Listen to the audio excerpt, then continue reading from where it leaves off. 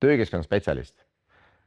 Meil on sulle tööriist töökeskkonna riskianalüüsi läbiviimiseks. Ja miks just nimelt tööriist? Sellepärast, et me ammu enam ei kasuta Word-faili, mis on kohmakas ja mis on selline, et kui sa tahad leida õiget kohta, siis sul näpp on scrollimisest valusena.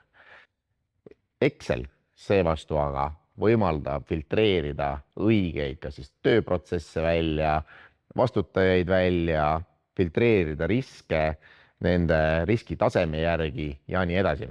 Ma kohe näitan, missugune meie tööriist välja näeb. Ma olen toonud siia ühe näidise, mida muide saab kätte ka meie e-poest.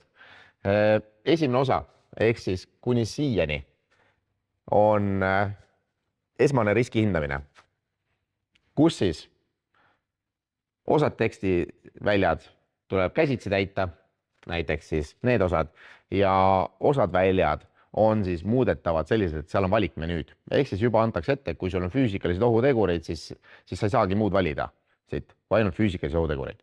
Nüüd, kui me vaatame edasi, siis see teine pool siit puudutab tegevuskava, eks meil on 2 ühes dokument. Ja mis see annab, on siis see, et kui meie esmane risk, näiteks on ta siis kollane, on ta siis punane, muide need värvid tulevad automaatselt, et neid ei pea ise värvima seal.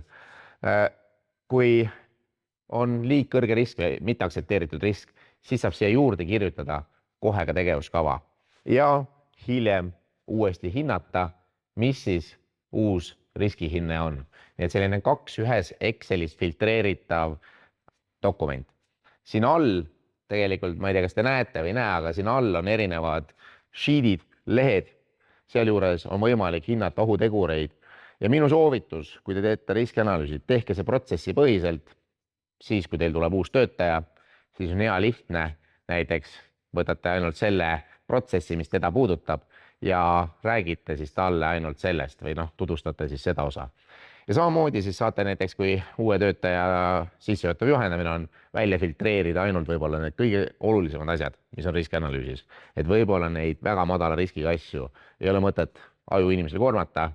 Seega, töökeskkonna riskianalüüs on praktiline tööriist, kui punkt 1, see tööriist ise on hästi kasutatav ja punkt 2, kui seda reaalselt igapäevaelus kasutada.